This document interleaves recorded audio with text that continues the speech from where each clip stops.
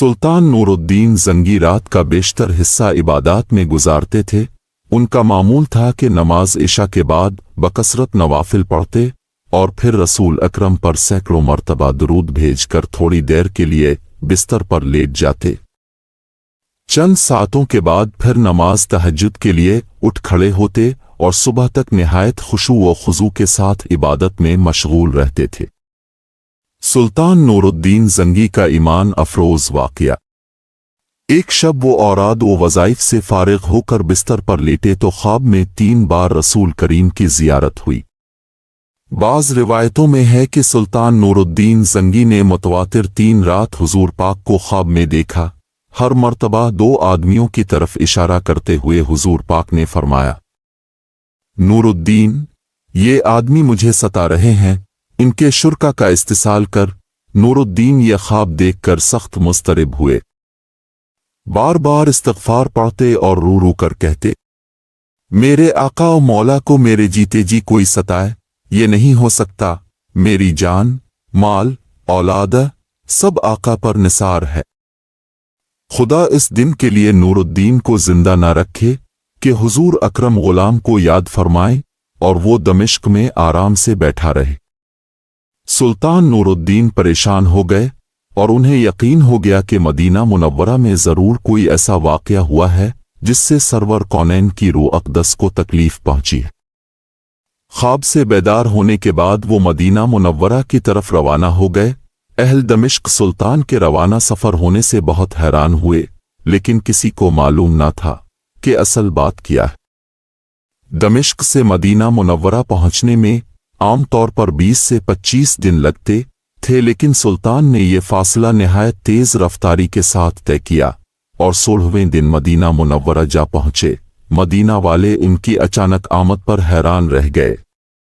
सुल्तान ने आते ही शहर में आने जाने के दरवाजे बंद करवा दिए, फिर ऐलान करवाया कि आज तमाम मदीना वाले उनके साथ खाना खाएं।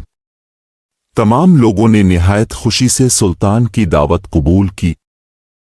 इस तरह मदीना मुनव्वरा के तमाम लोग सुल्तान की नज़र से गुजर गए, लेकिन इनमें वो आदमी नहीं थे जिनकी शक्लें इसे ख्वाब में दिखाई गई थीं।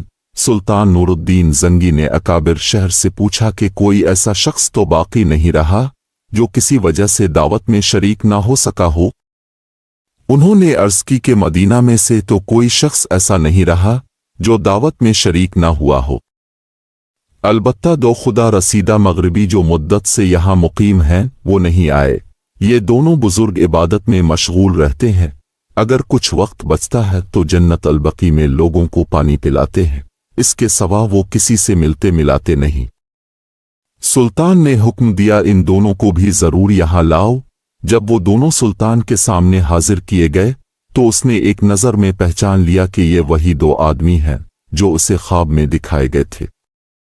उन्हें देखकर सुल्तान नूरुद्दीन जंगी का खून खोल गया, लेकिन तहकीक बहरहाल जरूरी थी क्योंकि उनका लिबास जाहिदाना और शक्लो सूरत मोमिनों की थी।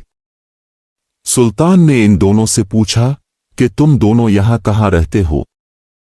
उन्होंने बताया कि रोज़ा अक़दस के करीब एक मकान किराया पर ले रखा है और उसी में हर वक्त ज़िक्र इलाही में मशगूल रहते हैं। सुल्तान ने इन दोनों को वहीं अपने आदमियों की निगरानी में छोड़ा और खुद अकाबिर शहर के हमरा इस मकान में जा पहुंचा। ये एक छोटा सा मकान था जिसमें निहायत मुख्तसर सामान मकीनों की जाहिदाना जिंदगी की शहादत दे रहा था। शहर वाले इन दोनों की तारीफ कर रहे थे और बज़ाहिर कोई चीज़ काबिल एतराज़ नज़र नहीं आती थी, लेकिन सुल्तान का दिल मुतमईन नहीं था। इसने मकान का फर्श ठोंक बजा कर देखना शुरू किया। यकाएक सुल्तान को एक चटाई के नीचे फर्श हिलता हुआ महसूस हुआ। चटाई हटाकर देखा तो ये एक सुरंग थी जो रोज़ा अक़दस की तरफ जाती थी। सुल्तान सारा मामला समझ गए। सादा मिजाज मदीना वाले भी इन भीड़ नुमा बंदून की ये हरकत देखकर शशदर रह गए। सुल्तान अब कहरो जलाल की मुजस्सम तस्वीर था। इसने दोनों मलूनों को पाबा जंजीर करके अपने सामने लाने का हुक्म दिया। जब वो सुल्तान नूरुद्दीन जंगी के सामने पेश हुए तो सुल्तान ने दोनों बदबख्तों से निहायत गज़बनाक लहजा में मुखातिब होकर पूछा, सच बताओ तुम कौन हो?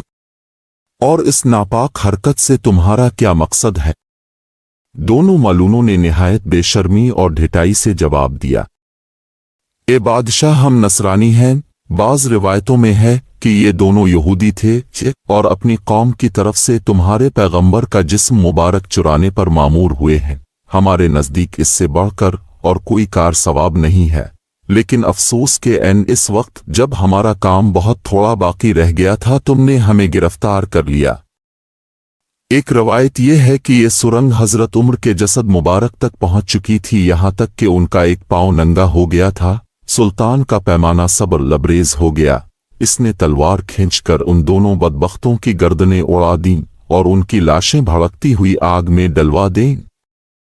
سلطان پر رقت طاری ہو گئی۔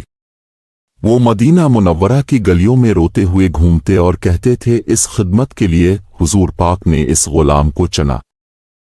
جب ذرا قرار آیا تو سلطان نے حکم دیا کہ روضہ نبوی کے گرد ایک گہری خندق کھودی جائے اور اسے پگھلے ہوئے سیسے سے پاٹ دیا جائے۔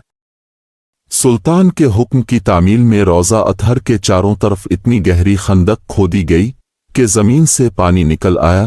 اس کے بعد اس میں پگھلا ہوا سیسا بھر دیا گیا تاکہ زمانہ کی دستبرد سے ہر طرح سے محفوظ رہے۔ یہ سیسے کی دیوار روضہ اقدس کے گرد آج بھی موجود ہے اور انشاءاللہ ابد تک قائم رہے گی۔ آج بھی مدینہ والے سلطان نور الدین زنگی کا نام نہایت محبت اور احترام سے لیتے ہیں۔ اللہ کی محبت کی طرح اللہ کے نبی رسول اکرم کی محبت بھی ایک عظیم دولت ہے۔